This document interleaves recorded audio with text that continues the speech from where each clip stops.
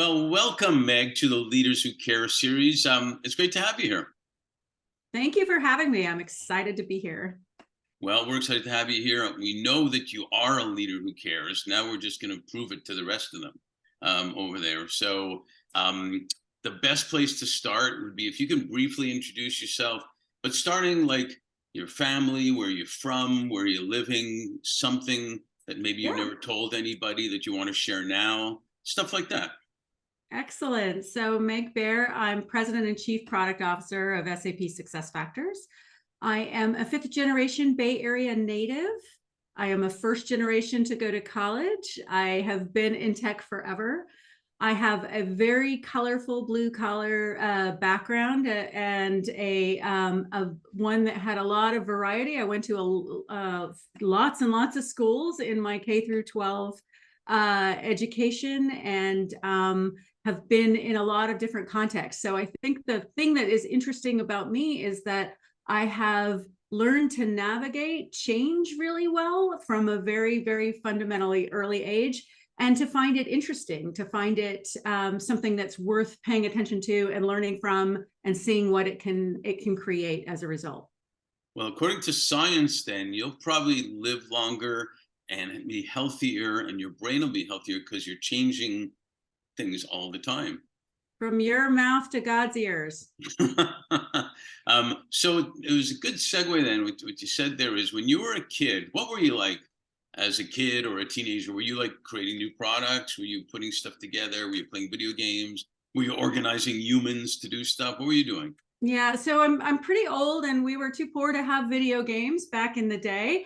But I was absolutely very creative. I was also in a family of extreme extroverts. So I am a little bit extroverted, but compared to my context, I was seen as introverted in that context. I was a reader. I liked to spend a lot of time thinking and imagining bright futures and interesting pasts and learning from that. I was held at home a lot, right? So I watched a lot of bad television in the 70s and early 80s. And, really needed outlets for creativity in general, but didn't have them in the traditional way we might think of today with, sort of cool after school activities or cool gaming activities. It was all pretty self-motivated. So what was your favorite bad television show?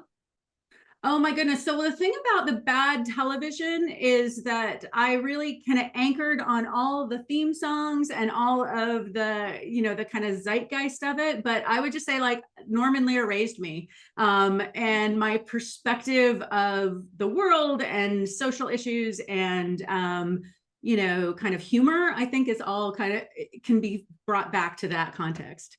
It's so interesting you say that because there was so many theme songs that we all remember from the shows that they don't really have now that we nostalgically just love. And you're also right. Norman Lear is a great proponent of laughter being the best thing for health. And his shows on the Family, Jeffersons, a lot of them couldn't even be shown today. Right. Right. Couldn't be shown today, but also we're really cutting edge on bringing discomfort plus social issue plus change together. I didn't know that at the time, but as I reflect back, I see that thread for sure. And laughter, especially when Sammy Davis Jr. kissed Archie Bunker. Right. It was a classic. So, well, tell us a little bit about your journey then. At least at this part, you started with University of Arizona. And what's intriguing is you had a dual major, economics and entrepreneurship. But then you find yourself, in fact, that entrepreneurship, then you find yourself in big companies like EY, PeopleSoft, and Oracle. Tell us about that part. Yeah. So what appealed to me? So first off, I went to University of Arizona on a scholarship. I was fortunate enough in my senior year to have the opportunity to join the entrepreneurship program, which was an amazing education that you had to apply for. And I went not with a kind of insight into how I think, but this was 18, 19-year-old Meg, where I went and said, I want to understand how business works and I want to do it in an applied way. And so entrepreneurship was a great path for that. I didn't have an idea necessarily or whatever, but I wanted to kind of see the through line of the mechanics of how business works. What do you need to be successful in business? And I wanted to do that in a applied, focused, contextual way.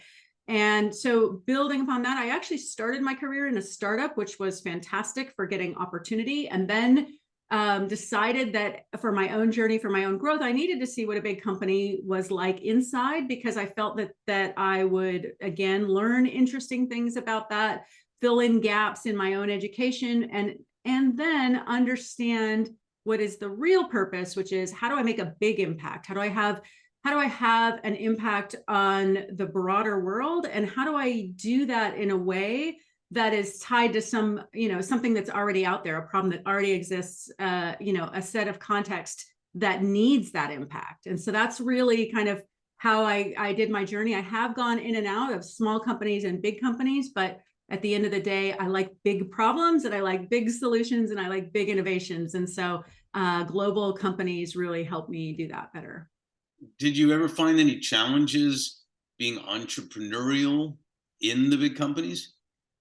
It's interesting. I have been fortunate enough to get to find a path, and I think this is tied to my ability to kind of not be challenged by new contexts and new environments. So yes, there was always challenges, but to my mind, they're like, okay, well, this is just an opportunity for me to learn to connect the dots with problems that people understand in these big organizations, and things that I feel passionately need to happen. And I've just been lucky enough to be, willing to be look dumb, willing to kind of jump in and try something new, looking different enough, being different enough, right? I mean, obviously, I'm a woman in tech, so I use that to my advantage to say, hey, people don't know what to expect from me anyway, so maybe I can help not just think about this as a woman thing, but think about this as a change agent, and use my difference to motivate change, but to do it in a way that people feel connected to and part of. No, I love it. The reason I asked that is, I got my CPA and went to Deloitte, and naturally they stuck me into audit at the beginning. And my first day, I got into trouble because the CFO was talking to me about the business, CFO of this client, talking to me about the business, and the partner came in, and he was really ticked at me because I should have been adding columns or something, or voices. But the CFO was great, and I think he was also ticked because he should have actually been sitting there talking to the CFO about that. And I would be rebellious about, we should do this project with them and that project with them. And so quickly, a partner realized that I might have been really good at accounting and consulting and that, but I was much better at client relations and other things. And so you need that influencer sometimes to take you in the right place. Did you have any people like that along the way? All along the way, in big ways and in small ways. The thing about influencers to me is twofold. One is like the people you watch to learn patterns from, to kind of create your own understanding of what works and what doesn't work, and they're kind of hidden role models. They don't know they're being role models for you, but you are observing and learning from them. And I do this everywhere. I think, again, this is something that comes naturally to me based on my history, but also something I feel really passionate about. And then there's the people that have actively come in and stepped in and supported me. And I'm really fortunate to say that early in my career, when it's important, I had a lot of people recognize my potential and my willingness to try new things, and were really encouraging. And then, in the middle bits where it became much more about organizational influence and stuff, I had a couple people that have become long-term mentors for me, that not only have helped champion specific growth areas, but have really challenged me when maybe I was thinking too small, or maybe not believing in myself enough to say, hey, Meg, this is different. And the one that comes really clear to me, I had a colleague say to me once something that just changed my life. This was, late 20s, my first vice president role in a smaller company. And as I got the role, I did the classic female thing, which was, I don't think I'm qualified for this role. I'm not sure. I don't have all the skills. And he looked at me and he said, Meg, I would rather have you in charge of this, not knowing anything about this, than the person that was in there today that is not being effective and is not getting the results. And that level of belief just, like, obviously gave me pause. and yet really unlocked something, which is that understanding for yourself what your potential can be and believing in your ability to learn and to add value anyway was, again, just transformational for me in how I thought of what I could do and how I shouldn't, fall back if I was nervous about needing to develop skills along the way. Yeah, that's brilliant, and we're going to talk a little bit about influencers in a bit. But we founded Fifth Element actually on the premise that leaders in their businesses will do much better when they're doing good. I know SAP clearly believes that because we've talked about it. By also engaging in many social and environmental initiatives. So I have two related questions to that. They say the fourth industrial revolution is about tech and AI and all that stuff. And the fifth is about humanity, which is partly where we got our name from. So your background has been very much about technology and people, customer experience, recruitment, to the human experience management. Was this your plan, reflecting that your passion is, correct me if I'm wrong, growth and profitability through disruptive tech and leadership? Was that your plan then?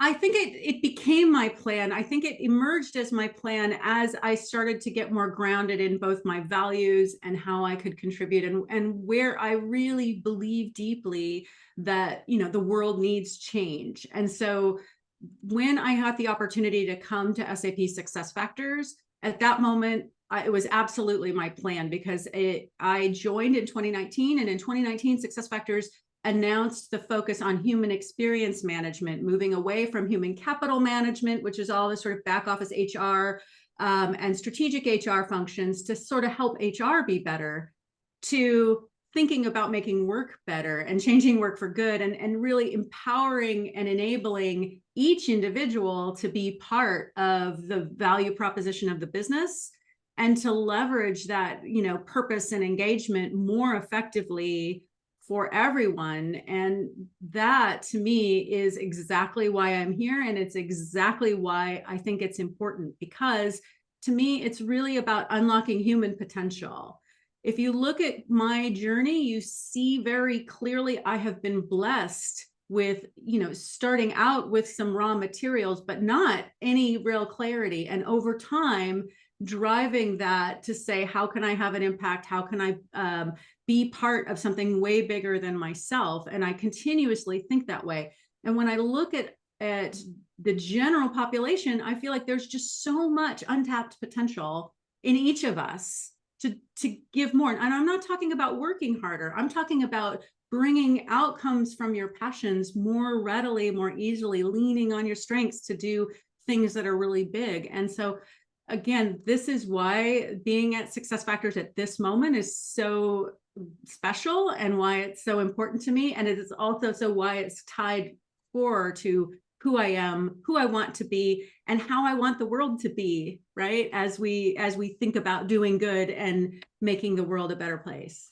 Yeah, I love that. When we work with impact and talent. That's the two things with our business. And when we're talking with clients about really good candidates that aren't looking for jobs but opportunities, we focus on experiences rather than years of experience.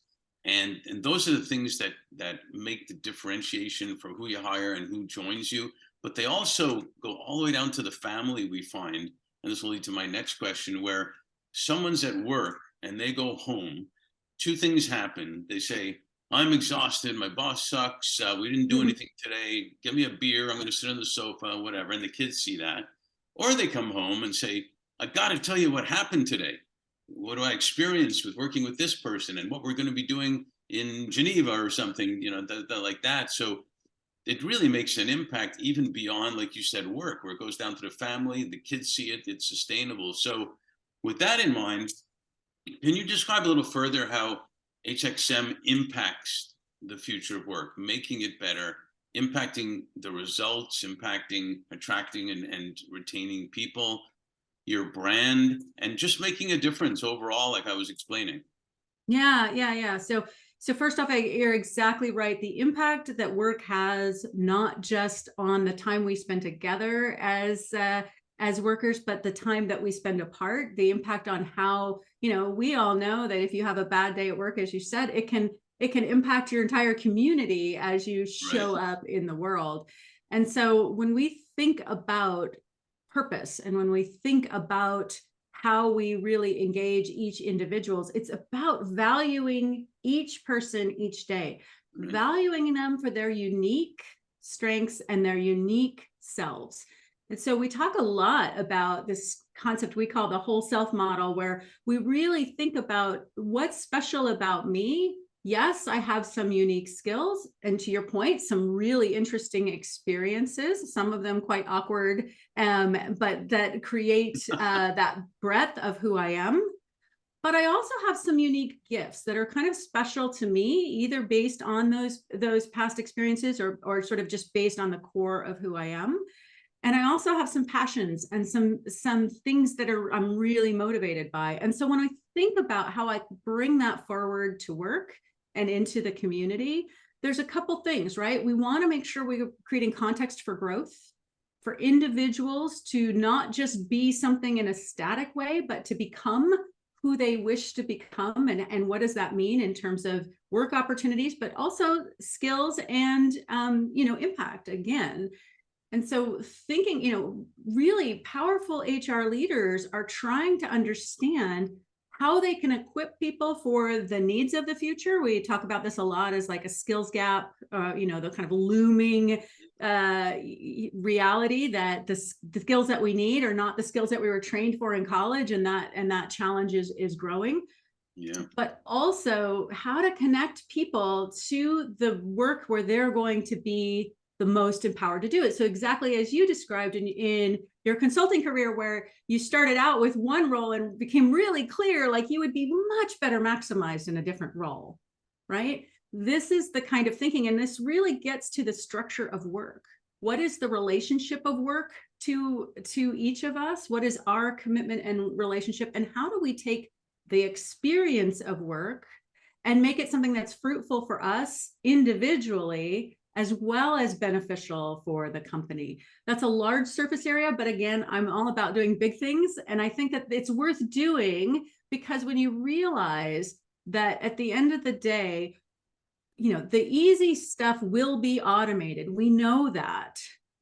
The stuff that we can uniquely do as humans the best is when we're applying ourselves in the place that our creativity, our passions, and our skills come together to do big things. And so that's the way we want to think about it. And we want to think about that across the entire life cycle of work. Yeah, no, you remind me of I had a couple conversations with Richard Branson in this initiative he did called 100% Human at Work, and that we were involved in. And I was fortunate enough that we talked on the side after he was there, and everything. Probably doesn't remember me, mind you, but we talked a couple of times, and the word pride came up, and we talked about how no one ever says, I can't say no one, but it doesn't seem like anybody ever said, I'm proud of where I work, as much as they used to say it. Now, yeah, different eras, things changed, but we might say, I love this, or I like my boss, but the word proud or pride doesn't seem to come up anymore for some reason. And the way you get to that is by the experiences you have and how much you love. And I compare a lot of things to sports too. The players that win championships aren't doing it for their contract. They're doing it because they believe that their coach believes in them, and they're experiencing, something fantastic about what you said is the coach is stretching them beyond the potential they ever thought they had to win a championship. So I'm sure you can relate to that. 100%. And I think it's also like to keep with that metaphor, like at the end of the day, they're doing it for themselves, right? They are doing it because they know they owe it to themselves to show up on that field and deliver what they're capable of, not the minimum, but what they're capable of. And it's that discretionary gap between what's the minimum and what am I capable of that I have a very strong thesis is it's a pretty large and sizable gap in work today.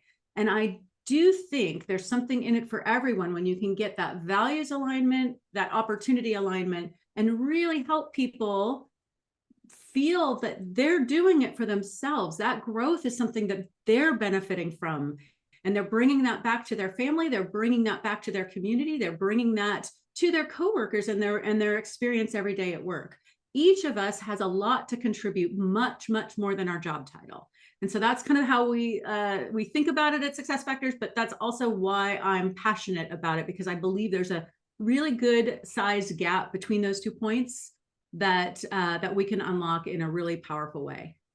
And that's how you win championships, period. Right. And speaking of teamwork and championships, can you share with us, not to be cute here, why it makes sense in dollars um, doing this with and for your partners, your customers as well? Yeah, so a couple things. Number one, we have an opportunity now to do things we couldn't do in the past. And so this is a place where technology has really helped us, right? Most companies today have a solid foundation of how they manage people and work in an ongoing basis. Most companies today have really built a pretty stable foundation around how they think about policy and procedure, et cetera. Most companies today recognize this looming skills gap, this looming change in expectations as new workers come on board, what they're expecting from work. They recognize that culturally, biologically, we are all changing because technology allows us to change. And so they recognize keeping up is about adaptability. And then when you overlay the reality we've been feeling the last few years with, first we had COVID, and then we had a war, and now we have inflation, and all of those types of macro once in a lifetime events that just seem to happen every 6 months now, you recognize underneath the businesses need that ability to adapt and that resiliency in their foundation. And that resiliency is about people, it's about culture, because the end of the day, it's each of us that are bridging that gap. We bridged the gap with COVID by, figuring out how to navigate and support each other. We're bridging the gap with, the power situation in Europe by, coming together to solve those problems. We're bridging these gaps every single day, but they're coming at us faster. And we need to recognize that it is our collective power as humans that really is going to make the difference there. And as my, thesis is, technology will, of course, continue to push us, but it'll also continue to help us. But if we just think of it as a technology problem, we're missing something big, because at the end of the day, it's about how do we get the human mechanics underneath to really support that business resilience that we need. Yeah, beautifully said. Technology is an amazing tool, and we need it. But the humans are a pretty good tool too. So, and that kind of leads to, we launched Fifth Element just under 5 years ago. We launched on International Women's Day, which, by the way, is another reason for our name. SDG5 was a big part of that.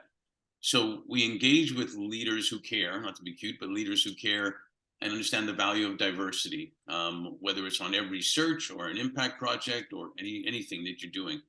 You briefly touched about it before, but can you describe your journey as a woman in tech, as a woman in business, how you've navigated and thrived through that, and being engaged in a position where you want to achieve big things? Because one question I get from particularly women when we're doing searches is, I can obviously do the job. Are they going to let me get on their biggest, most significant projects, go ups and downs of it, the failures, the successes, be recognized and really be part of it? Or do they just want me to do my job? Mm. Yeah. And I'll tell you, like, even getting to be taken seriously and to be credible for that job, all the data suggests that there's a fair amount of barriers that are not imagined, they're real.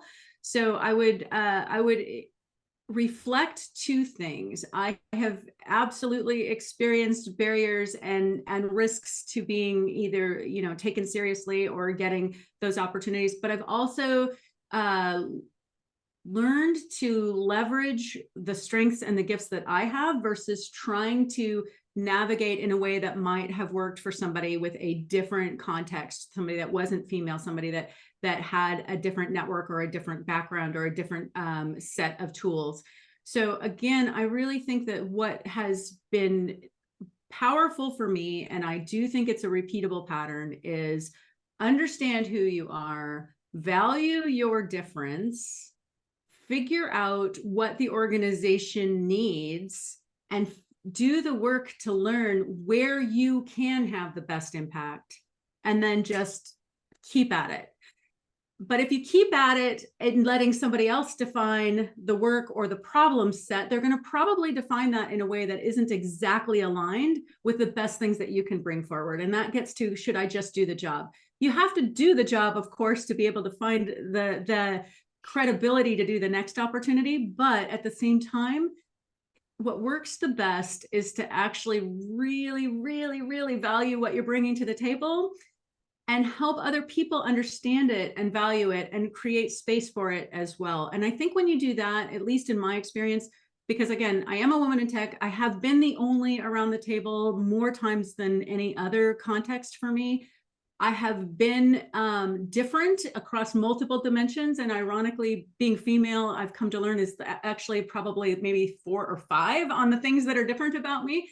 And what I've come to realize that works, and I do think it's a repeating pattern, is building the relationships, being authentic and showing up as who you are, but being there to really help solve the bigger problem and to make that, championship happen, as opposed to getting stuck in the little, pieces that are organizationally likely to happen just because there's inertia or past org chart definitions, et cetera. So make it a yes and, find a path forward, and leverage what's special and unique about you. And I really think that that's true in every context, in diversity, in how, and again, it's not just about me being a woman and diverse in that context. It's about me learning from other diverse contexts. I'm not a woman of color. I'm not an LGBTQ person. I have a lot to learn myself about people who are in a minority position or maybe don't have a voice. And how do I help myself open up in a similar way that my male colleagues have for me, to create space to figure out what am I missing by not having those voices as part of my problem solving toolkit, and how do I make those voices and those individuals have opportunities as well. So again, it's really about taking that learning and then applying it to the rest of the context that makes sense. I think the men should take that advice too, actually. I'll be honest with you, because we can learn a lot from how put ourselves in other people's shoes, if you will, at some point, and learn a lot. We just are completing a search for the CEO of the National Women's History Museum, which was really privileged to get that search. And I know there's amazing women out there because we talk to them all the time, but I've talked to so many amazing women doing amazing things. And the history of the women that haven't been written about that they're doing right now is spectacular. So shout out to them, if you will, for that. It's incredible. One client told me in 2021, he said, the year 2020, it was the year that flew by slowly. That was a great way of describing it. With everything that's happened last few years, can you share with us what you're most grateful for and also what you're most hopeful for? Yeah, and I think this is so important that we all really do more of this, because you're right that this has been a lot of frothiness in every part of our world. And so reminding yourself what is good and what you're grateful for is such an important part of the entire mental health challenge that we all struggle with. So I'm grateful for the opportunity to learn both some new skills and to be able to work with people and learn how I could get more help. I have, during this time, like a lot of people, had a bunch of additional challenges thrown my way, a bunch of additional emotional complexities thrown my way with, shelter in place and all of those other things. And frankly, just, the workday expanding to an infinite amount of time. And what I've really found is that having those conversations for the first time ever at work, it's not like these were the first times we needed to have those conversations about boundaries and about, energy plans and how we would focus on taking care of ourselves and each other and being there for each other when things got rough. we probably needed those conversations for my entire working career, but 2020 and beyond is when we started being able to have them. And I think those conversations are hopefully things that we keep having. And the bigger things that I'm hopeful for is I do see that the hypothesis that when I started with SuccessFactors and was so passionate about coming for this HXM vision and putting people at the center and thinking about the human experience, it was a little bit uncomfortable for industry to be focusing that heavily. And what I'm really hopeful for and what I'm starting to see is that when you start recognizing the broader needs of resilience and the broader set of changes that are coming, it becomes very, very clear. And so my hope is that we take that learning and instead of saying, phew, we survived that awful thing or whatever, we say, hey, how do we use those learnings to create more adaptability, more agility, more more agency for individuals to thrive and for businesses to change and to flourish in a different way than you might have anticipated. So my hope is that we've all upped our game, really. Yeah, that's beautiful. And I think one thing COVID taught us alongside that is we can still have serious conversations, but we don't necessarily have to take ourselves so seriously all the time. In other words, if a pit comes in right now or a kid comes in right now, that's pretty cool. Welcome to life. So, thank you. First of all, I'm grateful that you are a leader who cares. And so, thank you for the impact and everything you're doing and for being on our series. We really appreciate it. Hey, thank you so much. I really value the conversation. So keep it up. This is important. Thank you.